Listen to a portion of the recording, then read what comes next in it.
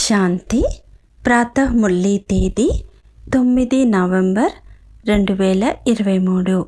మధురమైన పిల్లలు, దేహాభిమానంలోకి వచ్చినందునే మాయ చెంపదెబ్బ తగులుతుంది.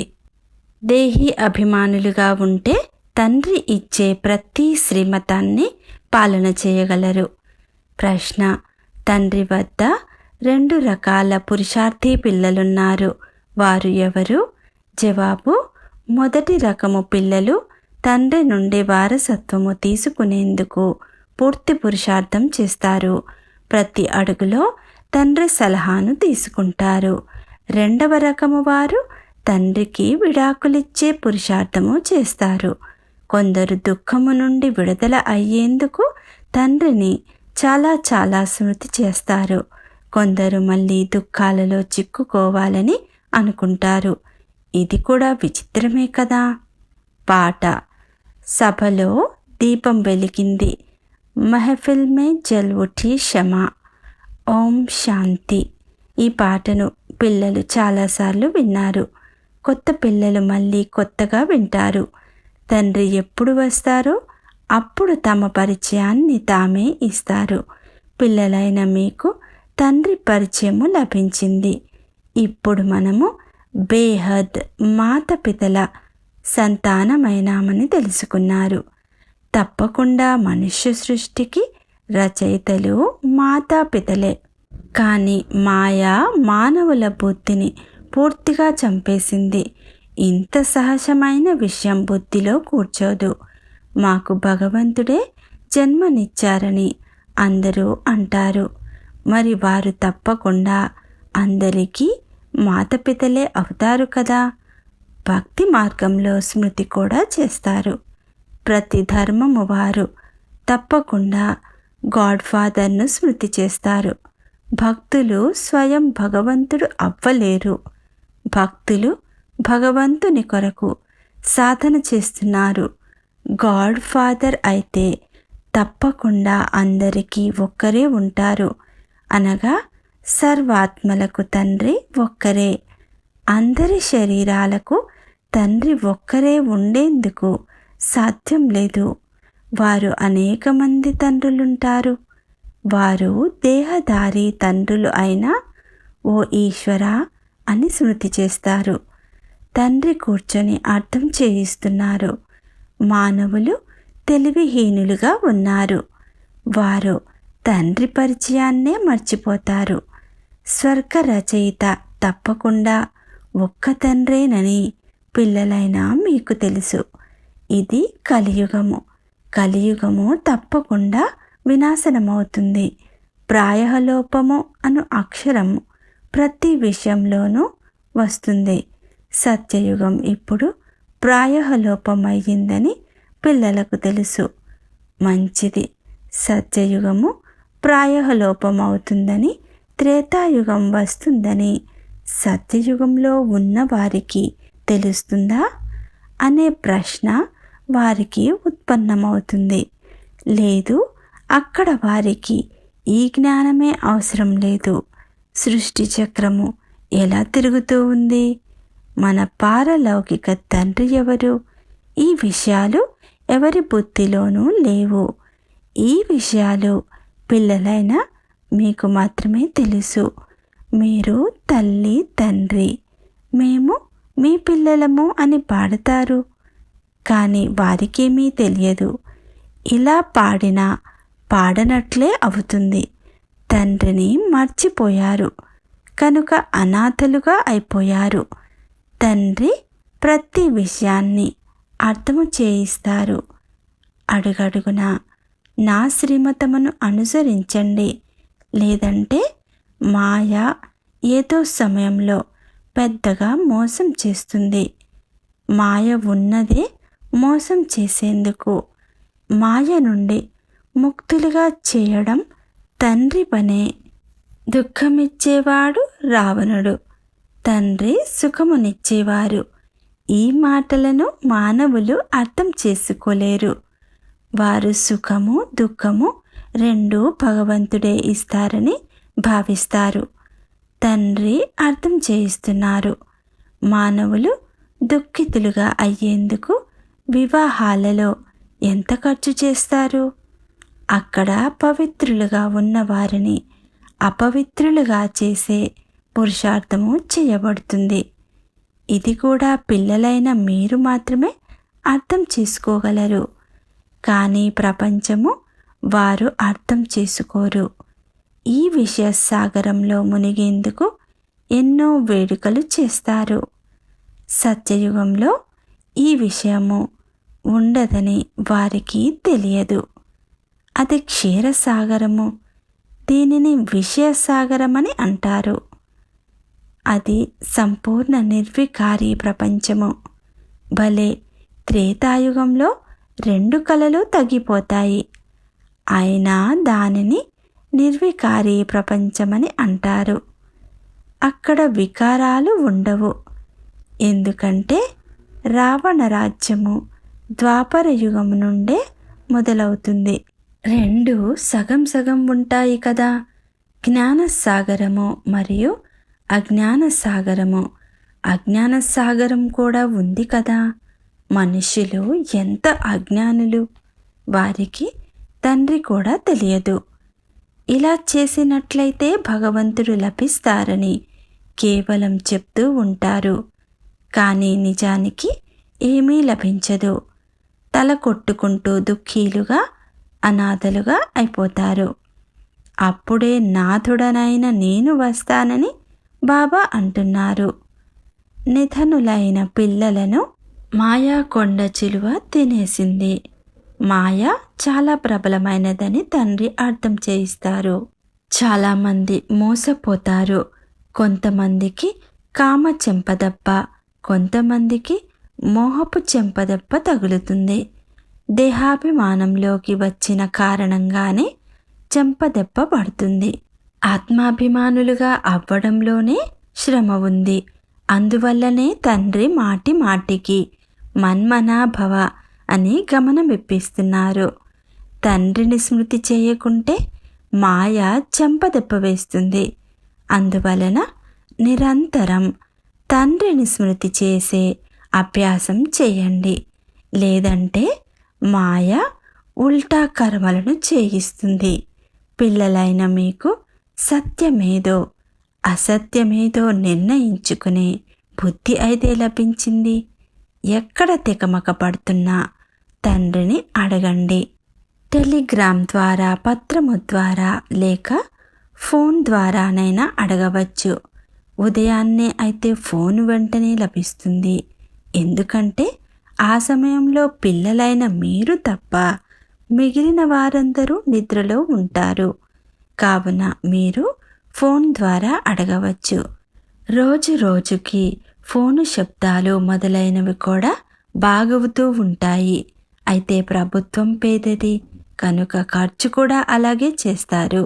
ఈ సమయంలో అయితే అందరూ శిథిలావస్థలో తమో ప్రధానంగా ఉన్నారు. ముఖ్యంగా భారతవాసులనే రజో తమో గుణులని అంటారు. ఎందుకంటే ఇదే అన్నింటికంటే ఎక్కువగా సతో ప్రధానంగా ఉండేది. ఇతర ధర్మాల వారు ఇంత సుఖాన్ని చూడరు, ఇంత దుఃఖాన్ని చూడరు. వారు ఇప్పుడు సుఖంగా ఉన్నారు. అందుకే ఇన్ని ధాన్యాలు మొదలైనవి పంపుతూ ఉంటారు. వారి బుద్ధి రజో ప్రధానంగా ఉంది. వినాశనం కొరకు ఎన్ని అన్వేషణలు చేస్తున్నారు. కానీ వారికి ఇది తెలియదు. కనుక వారికి ఈ చిత్రాలు మొదలైనవి పంపవలసి వస్తుంది. వీటి ద్వారా వారికి తెలుస్తుంది. చివరికి ఈ చిత్రాలు చాలా మంచివని అర్థం చేసుకుంటారు. ఇది భగవంతుని బహుమానమని దానిపై వ్రాయబడి ఉండాలి. ఆపద సమయం వచ్చినప్పుడు శబ్దం వెలువడుతుంది. ఇవి మనకు సరి అయిన సమయంలో లభించాయని అర్థం చేసుకుంటారు. ఈ చిత్రాల ద్వారా ఎంతో పని జరుగుతుంది.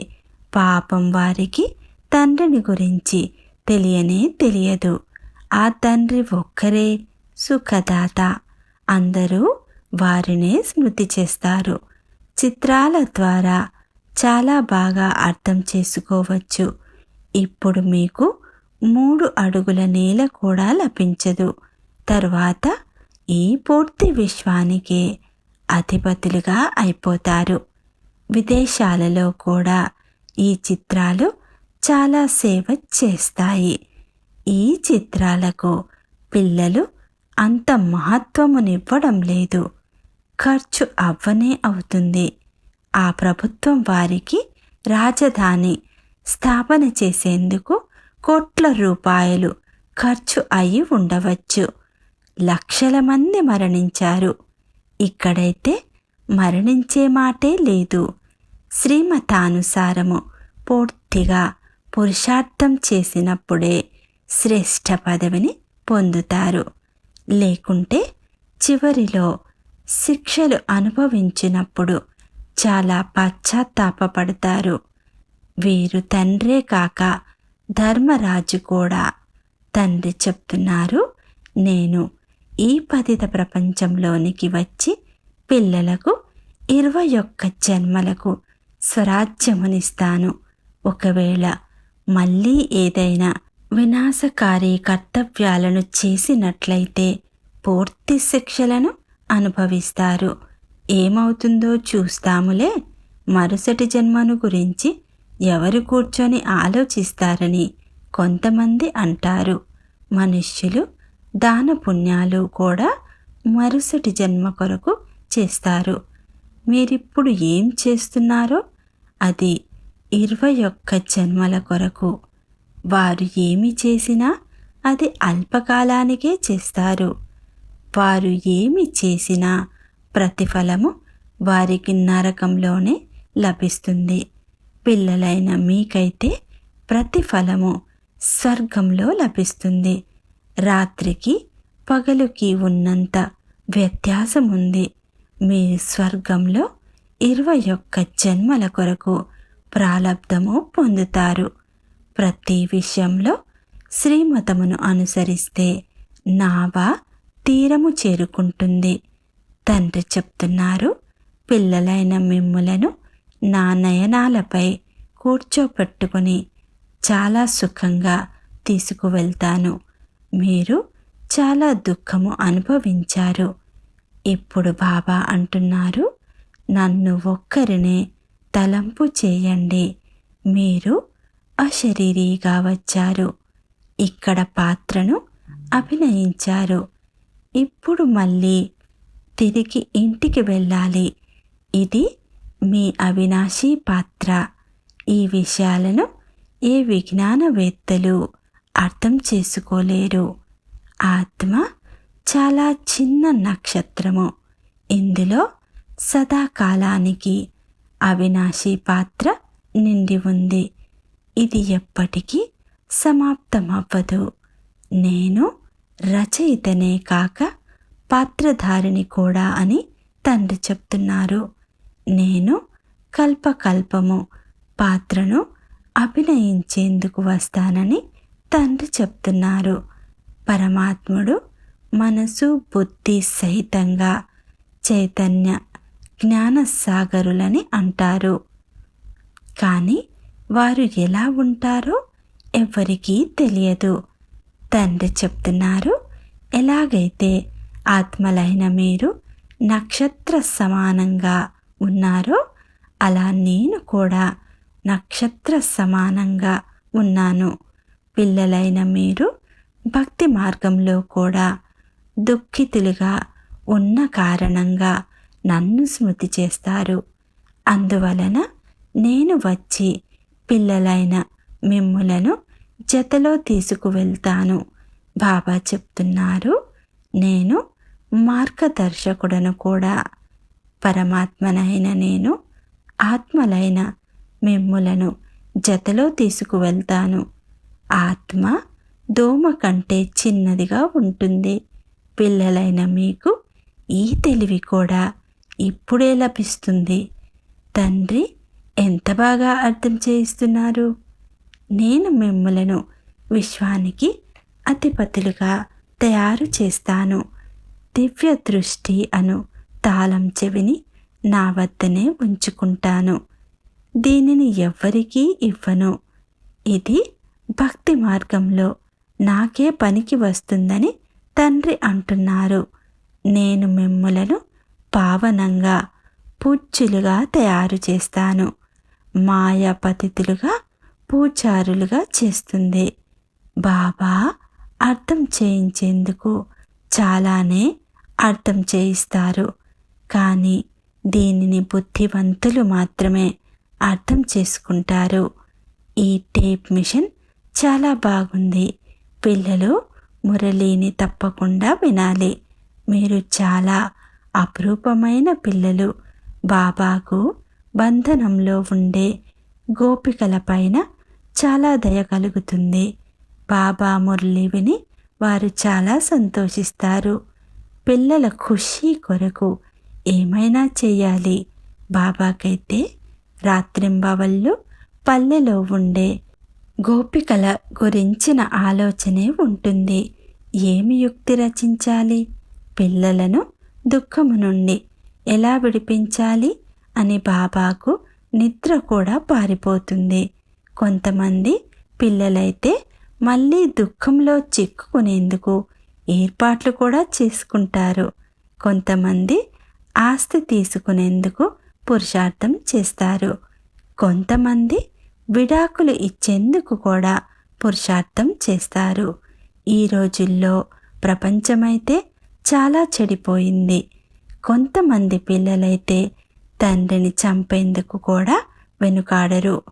అనంతమైన తండ్రి ఎంతో బాగా అర్థం చేయిస్తారు.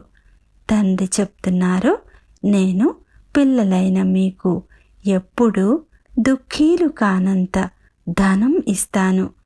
కావున పిల్లలైన మీరు అందరికీ సుఖ మార్గాన్ని తెలిపించే దయాహృదయులుగా అవ్వాలి. ఈ రోజుల్లో అయితే అందరూ దుఃఖమునే ఇస్తారు. పోతే టీచరు ఎప్పుడూ దుఃఖమునిచ్చే దారిని తెలుపరు. వారు చదివిస్తారు. చదువు ఆదాయానికి మూలము. చదువు ద్వారా శరీర నిర్వహణ చేసుకునేందుకు యోగ్యులుగా అవుతారు. తల్లి తండ్రి ద్వారా భలే ఆస్తి ఏమో లభిస్తుంది. అయితే అది ఎందుకు పనికొస్తుంది? ఎంత ఎక్కువ ధనం ఉంటుందో అంత ఎక్కువ పాపాలు చేస్తారు. లేదంటే చాలా నమ్రతతో తీర్థయాత్రలు చేసేందుకు వెళ్తారు. అయితే కొంతమంది తీర్థయాత్రలకు కూడా మత్తు పానీయాలు తీసుకువెళ్తారు. దాచుకుని తాగుతూ ఉంటారు. వారు మద్యం లేకుండా ఉండలేని వారిని బాబా కూడా చూశారు. యుద్ధాలకు వెళ్ళే వారు కూడా మత్తు పానీయాలను బాగా సేవిస్తారు. యుద్ధ మైదానంలో ఉన్నవారికి తమ ప్రాణాల చింత ఉండదు. ఆత్మ ఒక శరీరాన్ని వదిలి మరో శరీరాన్ని తీసుకుంటుందని భావిస్తారు. పిల్లలైన మీకు కూడా ఇప్పుడు జ్ఞానం లభిస్తుంది. ఈ చీచీ శరీరాన్ని వదలాలి. వారికి ఏ జ్ఞానమూ లేదు. కానీ చంపడం, చావడం ఇదే అలవాటైపోయింది. ఇక్కడైతే మనం కూర్చుంటూనే తండ్రి దగ్గరకు వెళ్ళిపోవాలనుకుంటాము. ఇది పాత శరీరము. ఉదాహరణకి సర్పము కూడా పాత పొరను వదిలేస్తుంది కదా. చలిలో ఎండిపోతే పాత పొరను వదిలేస్తుంది. ఇది మీ చాలా చీచీ పాత శరీరము. పాత్రాభినయం చేస్తూ ఇప్పుడు దీనిని వదలాలి. తండ్రి వద్దకు వెళ్ళాలి. బాబా యుక్తినైతే తెలిపించారు. మన్మనాభవ, నన్ను స్మృతి చేయండి చాలు. ఇలా కూర్చొనే శరీరాన్ని వదిలేస్తారు. సన్యాసులు కూడా ఇలాగే కూర్చునే శరీరాన్ని వదిలేస్తారు. ఆత్మ వెళ్ళి బ్రహ్మంలో కలిసిపోవాలని భావిస్తారు. అందుకే యోగాన్ని జోడించి కూర్చుంటారు. కానీ వారు వెళ్ళలేరు. కాశీలో కత్తుల బావిలో దూకుతారు. అది జీవహత్య అవుతుంది. ఆ సన్యాసులు కూడా అలాగే కూర్చునే శరీరాన్ని వదిలేస్తారు. బాబా ఇవన్నీ చూశారు. వారిది హఠయోగ సన్యాసము. మీకు 84 జన్మలు ఎలా లభిస్తాయో తండ్రి అర్థం చేయిస్తారు. మీకు ఎంత జ్ఞానాన్ని ఇస్తారు. కానీ ఎవరో కొంతమంది మాత్రమే శ్రీమతమును అనుసరిస్తారు. దేహాభిమానంలోకి వచ్చినందున తండ్రికే మతమునివ్వడం మొదలు పెడతారు. ఆత్మాభిమానులుగా అవ్వండి అని తండ్రి అర్థం చేస్తారు. నేను ఆత్మను. బాబా మీరు జ్ఞానసాగరులు. చాలు, మీ సలహా అనుసారమే నడుచుకుంటాము. అడుగడుగున చాలా అప్రమత్తంగా ఉండాలి. తప్పులైతే జరుగుతూ ఉంటాయి. మళ్ళీ పురుషార్థం చేయాల్సి వస్తుంది. ఎక్కడకు వెళ్ళినా తండ్రి స్మృతి చేస్తూ ఉండండి. వికర్మల బరువు తలపై చాలా ఉంది. కర్మభోగమును కూడా సమాప్తం చేసుకోవాలి కదా. చివరి వరకు ఈ కర్మభోగము వదలదు. శ్రీమతమును అనుసరించడం ద్వారా పారసబుద్ధి కలవారిగా అవ్వాలి. జతలో ధర్మరాజు కూడా ఉన్నారు కనుక బాధ్యత తనదే. తండ్రి కూర్చుని ఉన్నారు. మీరెందుకు తలపై బరువును ఉంచుకుంటారు? పతిత పావనుడైన తండ్రి పతితుల సభలోకి రానే రావాలి. ఇది కొత్త విషయం కాదు. అనేక మార్లు ఈ పాత్రను అభినయించారు. మళ్ళీ అభినయిస్తూ ఉంటారు. దీనినే అద్భుతమని అంటారు. అచ్చా, మధురాతి మధురమైన అపురూపమైన పిల్లలకు మాతపిత బాపుదాదాల ప్రియ స్మృతులు మరియు గుడ్ మార్నింగ్. ఆత్మిక పిల్లలకు ఆత్మిక తండ్రి నమస్తే. ధారణ కొరకు ముఖ్య సారము. మొదటిది, తండ్రి సమానంగా అందరినీ దుఃఖాల నుండి విముక్తులను చేసే దయ చూపించాలి. సుఖమునిచ్చే మార్గాన్ని తెలిపించాలి. రెండవది, ఎలాంటి వినాశకారి కార్యాలను చేయరాదు.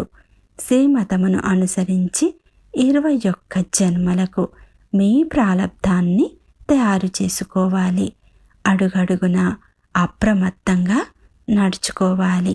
వరదానము, ప్రతిజ్ఞల స్మృతి ద్వారా లాభాన్ని పొందుకునే సదా తండ్రి ఆశీర్వాదాలకు పాత్ర భవ.